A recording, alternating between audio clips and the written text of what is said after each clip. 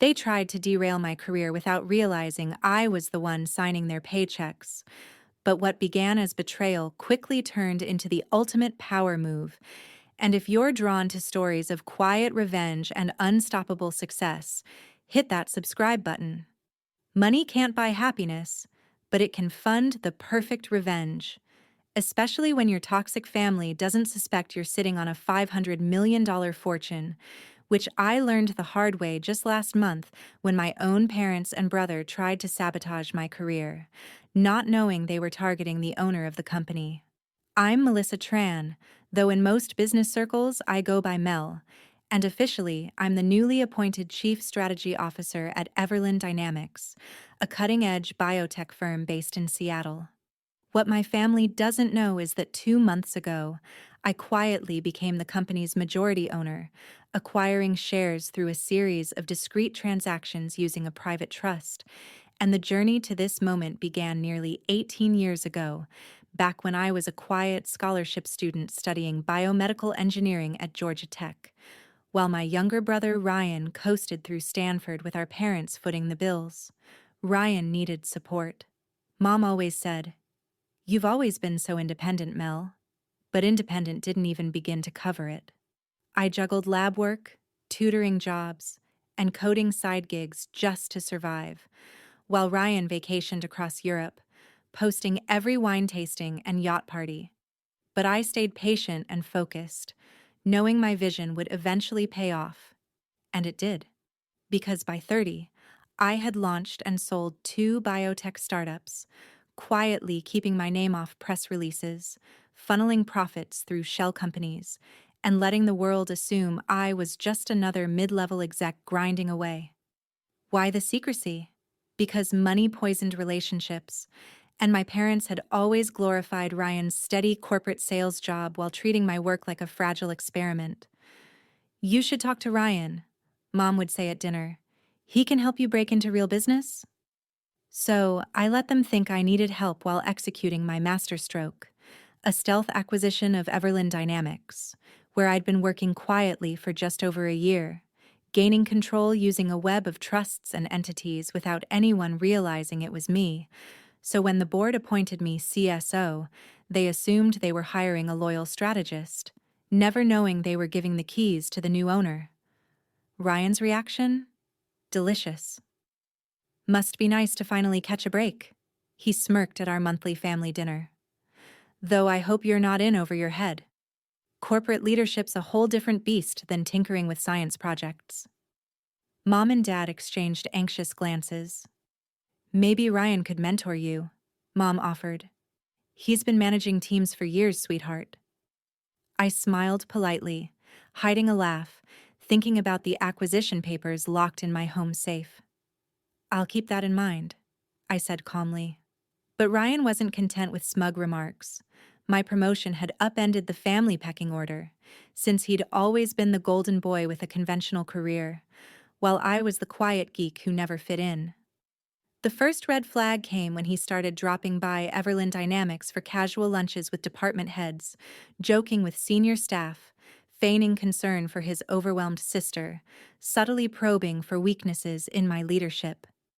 Then came the anonymous tips to HR, accusations of falsified degrees, rumors of inflated credentials, all baseless but sending a clear message.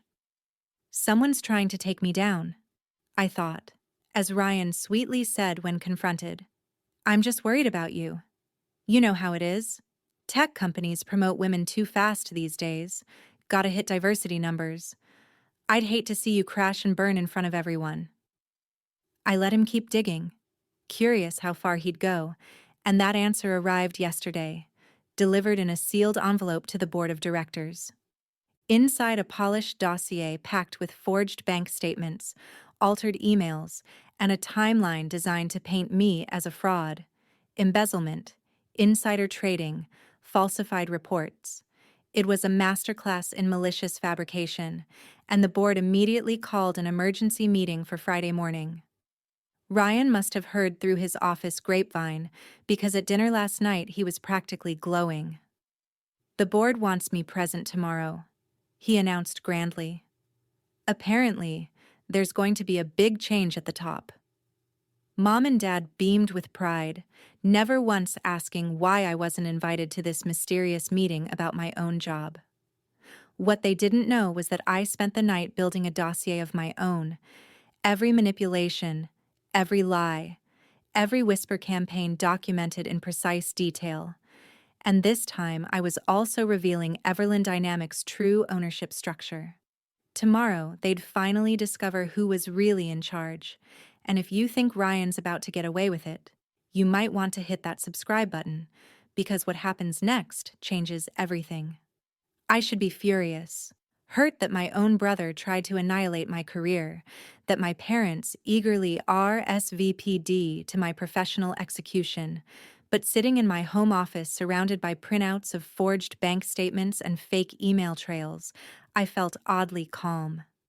Ryan's scheme, twisted as it was, handed me the perfect stage, a rare chance to confront not just his betrayal, but a lifetime of being underestimated, overlooked, and dismissed. Sometimes the best revenge is letting people believe they've won, right up until the moment they realize they were never in control.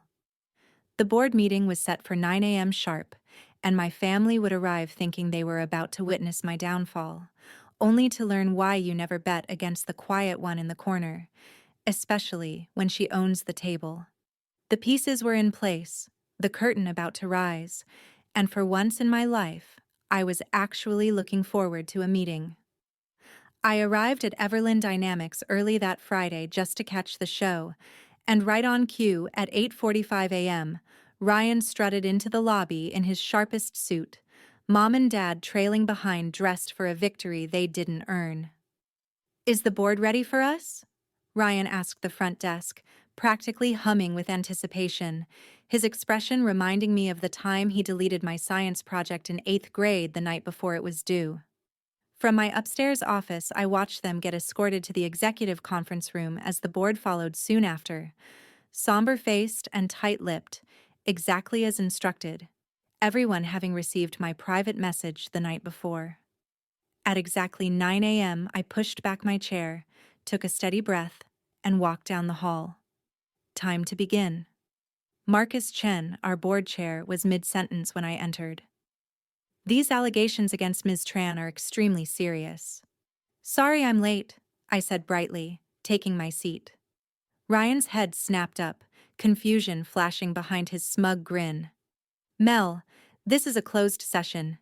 You weren't invited," he said sharply, glancing nervously at the directors. I folded my hands calmly. "Actually, I invited myself. It's a little difficult to hold a board meeting without the company's owner." The silence was exquisite. Ryan's jaw dropped. Mom blinked rapidly. Dad looked like he'd swallowed a lemon whole. "What are you talking about?" Ryan sputtered. "Everland Dynamics is owned by shareholders. It's a public company," he scoffed, clinging to his illusion of control. "Correction," I said, nodding to my assistant Ela as she stepped forward and distributed folders around the table. Everland Dynamics was a public company until 2 months ago, when it was quietly acquired by Tran Strategic Holdings. Care to guess who owns that? I watched realization spread across the room as directors' eyes widened, flipping through the pages. Some had speculated about the mysterious private trust behind the buyout, but none knew the identity of the new owner, until now. "This is insane," Ryan stammered. "You can't afford this. You're just a lab geek, just a coder." I finished for him, smiling. "Yes, you've made that quite clear many times." Then I turned to Ela. "Could you play the recordings, please?" She tapped her tablet, and the room filled with Ryan's voice dripping with fake concern. "Between us, Melissa's not leadership material," he said in one clip. "She's brilliant in the lab, sure, but in this role, she's going to crash hard." Another recording played. "Have you noticed any irregularities in her department's finances? Might be worth a closer look." Every whisper, every manipulation, every false lead captured and replayed like a perfectly timed symphony, and Ryan slowly sank into his chair, the color draining from his face as the room turned ice cold. "And then there's this," I said, lifting the envelope he'd sent the board, the same one packed with falsified statements and forged documents, attempted character assassination, fabricated financial misconduct, intentional sabotage of company leadership. "Did you really think no one would verify any of this before taking action?" "I was trying to protect the company," Ryan blurted, his voice cracking. "You're not qualified. You've never been the one who succeeds, who wins." "You're right," I said quietly. "No, Ryan. I'm the one who deserves to expose you.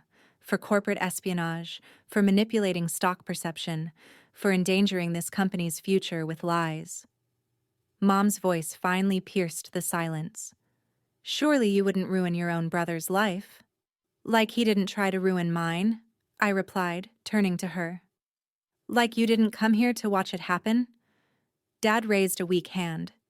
"We were just supporting Ryan." "No," I cut in. "You were doing what you've always done, assuming he was the one worth betting on." I turned back to the board. "I apologize for the theatrical nature of this meeting," I said, rising once more. "But I needed everyone here to understand exactly what we're dealing with. Mr. Ryan Tran has committed multiple serious violations in his attempt to sabotage my role at this company." I paused, letting the words settle. His actions didn't just target me, they exposed Everland Dynamics to legal and regulatory risk. Marcus Chen cleared his throat carefully. "What would you like us to do, Ms. Tran?" I sat back down, folding my hands. "First, I want it on record that the board has reviewed and dismissed all allegations against me as categorically false, based on verified documentation and internal review. Second, I request a formal letter be sent to Ryan's employer detailing his misconduct, including the audio recordings, fabricated evidence, and attempts at corporate espionage. This behavior should follow him professionally."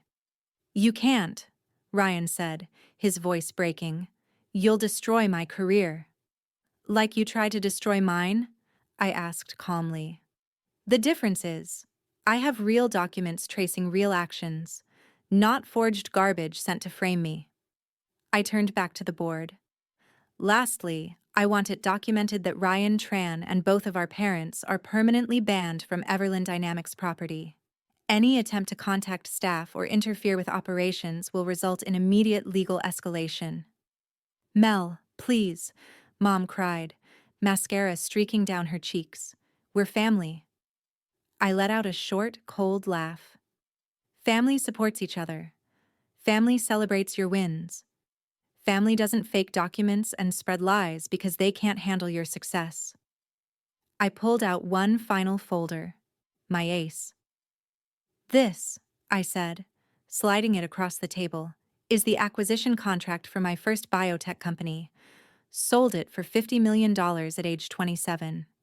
My second sold for $180 million 2 years later." I glanced at Dad.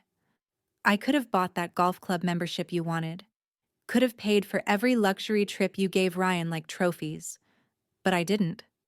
They stared at the numbers, figures that shattered every story they'd clung to. I stayed quiet because I wanted to see who would stand by me when they thought I had nothing. I continued softly, "You all failed that test." Ryan had gone completely pale. "You're firing me," he whispered. "No," I said gently. "Your actions fired you, just like you tried to do to me. The only difference is, you actually did what you're being accused of." I stood, gathering my documents. "This board meeting is adjourned.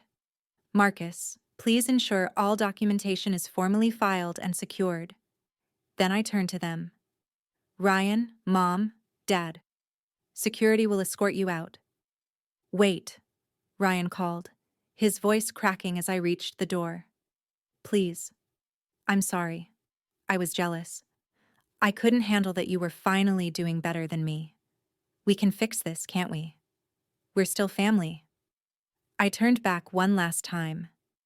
Do you know the difference between us, Ryan? He looked up, eyes glossy. When you thought I was struggling, you pushed me down further. When I was succeeding, I kept it quiet to avoid making you feel small. I exhaled. That's the difference between real success and whatever game you've been playing. The next few weeks were interesting. Ryan lost his job. His employer wasted no time once they reviewed the evidence of his sabotage. Word of my success at Everlyn Dynamics leaked, and suddenly the same country club crowd that had fawned over my brother started asking about me. Mom and Dad left tearful voicemails. Ryan sent handwritten apologies. Even his therapist mailed a letter explaining he was doing the work. I archived them all without replying. 3 months later, I was working late when Leela buzzed my office. "There's someone here to see you. Says it's personal." It was Ryan, but not the polished, cocky version I'd grown up with. He looked thinner, older, hair shorter, no flashy watch, no tailored blazer, just a plain button-down and a manila envelope. "I'm not staying," he said quickly, raising a hand. "I just need to say something." He stepped forward and placed the envelope on my desk. "This has everything: passwords, contacts, info I dug up while trying to sabotage you. I'm also sending a letter to the board and my former employer, owning everything. No excuses." I watched him silently. "Why now?" I finally asked. "Because you were right," he said. "I wasn't building anything real. You did, and I hated you for it." He turned to leave, then hesitated. "I'm starting over. Small startup, entry level. No shortcuts this time. I don't expect forgiveness. I just wanted you to know that letting me fail taught me more than our parents ever did by helping me cheat." He reached the door. "Ryan," I called softly. He turned back, hope in his eyes. "Send me your resume in a year." "Not for a leadership role," I said gently. "But if you're serious about earning things the right way, we're always looking for people willing to work their way up." A single tear slipped down Ryan's cheek, but he gave a small nod, collected himself, and left without another word. 6 months later, Everlyn Dynamics has surpassed even my most optimistic projections. We're developing life-changing biotech solutions, expanding rapidly, and creating hundreds of new jobs across the Pacific Northwest. Something real, something lasting. Mom and Dad still send the occasional message, usually when they need something or want to name-drop their CEO daughter at a dinner party. I keep contact polite but distant. The approval I once craved so desperately, I don't need it anymore. The corner office they said I'd never earn has a perfect view of the Seattle skyline. Some nights, I sit by the window watching the sun dip behind the mountains, thinking about family, ambition, and the strange power of being underestimated. Last week, I got a holiday card from Ryan. No guilt, no request, just a quiet note. "You succeeded not because of us, but despite us. I'm learning to do the same." Maybe that's the real revenge. Quiet, earned, undeniable. Thank you for listening to my story, for seeing me when so many people I loved couldn't. Now I want to hear from you. Leave a comment. Tell me what you would have done in my shoes. Would you have stayed silent, fought back sooner, or lived through something similar? Been the quiet one, the underestimated one, building from the shadows while others took the spotlight? Let this space be more than a story. Let it be a reminder that you don't need loud applause to validate your worth. Sometimes your quiet resilience is your loudest strength. And if you're on your own journey right now, working late nights, being overlooked, underestimated, keep going. Keep building. Let your success speak louder than your pain. Support me by liking, sharing, and subscribing, not just for the next chapter of my story, but for yours too. Because if I've learned anything, it's this: Success isn't about proving people wrong. It's about proving to yourself that you were always right to believe. So what's your story? I'm listening, and I hope the world is too, because it's your time to be seen.